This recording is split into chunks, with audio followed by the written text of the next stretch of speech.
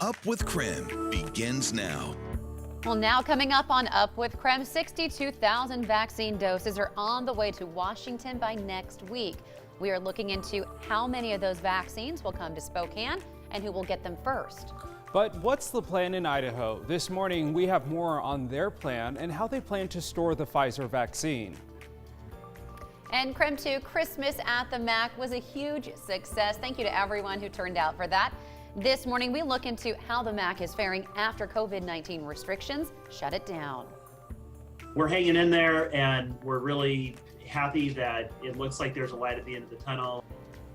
This morning, Up with KREM gives you an exclusive look at an exhibit that won't be here for long. And we are waking up to a lot more fog this morning, and it's a sign of things to come as we head into the weekend. I'll let you know why.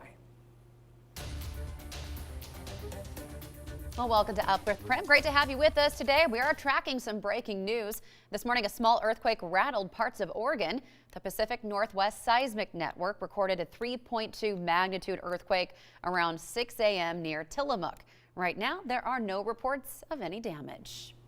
Oh, that's always good. It's always nice to know that there are no reports of damage, but it's always interesting to look at it and just know that they're monitoring that at every moment around the entire world. Yeah, absolutely. And Jeremy, you've lived through a couple pretty big earthquakes. I feel like you had a good description of what a 3.2 magnitude earthquake feels like. Yeah, a 3.2 is basically like a train going by or a big dump truck coming to get your garbage can in the morning. That kind of thing is what you would feel there.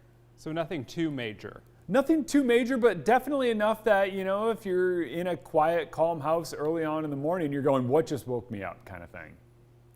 It's pretty big. I mean, you know, maybe not big in perspective here for us here in the Northwest. Yeah. We're not used to a lot of big earthquakes, but Jeremy, you come from Alaska where you get a few more. You get a few more, and there's no doubt about it. Anytime the earth shakes, it is scary. Well, let's go ahead and get you out the door and let you know what's coming in today in terms of weather. We've got a little bit of patchy fog as we kick things off. That fog is a little more widespread. I got to make it outside. I'm going to run outside right after this and see if we have that fog here on South Hill. A lot of the valleys around the region looking at some of that fog. Moses Lake under a dense fog advisory for how thick that fog is there. Coeur d'Alene seeing some of the fog. Lewiston, Tri-Cities. Notice how much more widespread it is. We're starting to see a small shift in the weather pattern, and as we head into the weekend, that will favor more fog development overnight and into the early hours of the day. Temps hanging out in the 20s today. Teens in Deer Park and Sandpoint this morning, so it is a little bit cooler as we kick things off, but that comes thanks to clear skies overhead, and those clear skies are going to stick around as we scoot through the day. We just have to burn off some of this fog, and once that happens, expect another sunny blue sky kind of afternoon and temperatures to climb. We're back up in the upper 30s later on today, knocking on the door of 40 once again. I don't know if we quite hit 40, but hey, why not? It's Friday, let's throw it on there. And as we head into the weekend, we got a lot more to talk about. That's a lot more fog and a lot more cloud cover, Jen. All right, Jeremy, thank you so much. 7:03 now. Well, Washington's vaccine distribution plan is due today for the Centers for Disease Control and Prevention. We're talking about COVID-19, of course. It must include a list of 20 vaccination sites, and all must be able to handle the load and store the vaccine at minus 94 degrees Fahrenheit. At least 116 providers in the state are currently enrolled to distribute the vaccine. And now we're just days away from that vaccine reaching Washington state. We know there's a lot of questions this morning, but right now a lot of the information is still up in the air. Yeah, this morning we're breaking down what we know and what we're working to find out for you. One of the biggest questions, of course, is when will a vaccine actually become available in Spokane County? So first, Pfizer has to manufacture it, then it gets collected by the federal government. They in turn distribute it to the states. The states in turn distribute the vaccine to providers like hospitals and clinics, and then they can finally administer it to patients. Now we do know by next week, Washington state will have 62,000 doses on hand. Crews will send it to providers who are enrolled in the state's vaccine program. Right now, we do not have a complete list of who is enrolled, but we are working to find out how many of those doses will come to Spokane.